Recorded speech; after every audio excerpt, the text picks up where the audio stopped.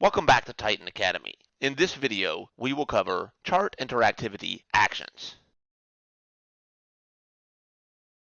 I have a sample chart put on my project that shows opportunities broken down by stage. Remember that in the chart's settings, in the interactivity settings, you can set minimum, maximum, and step values for the axis. In this example chart, the relevant axis is the y-axis. If you want to set a minimum of 5 instead of 0, you would do that right here.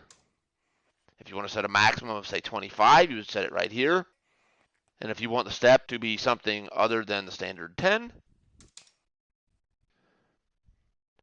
you would do it like that. I'll revert these back to what they were.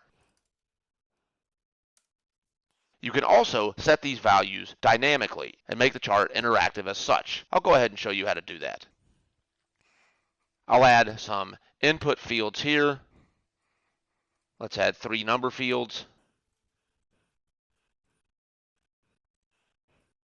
And I'll add a button to call the action. We'll call this first one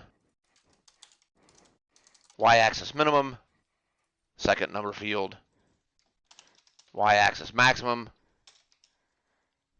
and the third, y-axis step. And we'll call the button set axis. From here, in the button's on-click action table, we can go ahead and add some chart interactivity elements and set the chart's y-axis minimum, maximum, and step based on user input. So let's say we want to set the y-axis minimum. We will select our chart and we will set it to the field y-axis minimum. And we'll call this set y-min. Let's go ahead and add another chart interactivity element.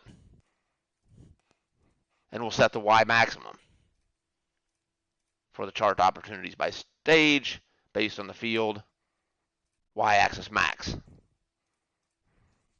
we'll call this set y-max. And then finally, we'll add a chart interactivity element to set the step. We'll set the y-axis step on the chart opportunities by stage to the field y-axis step.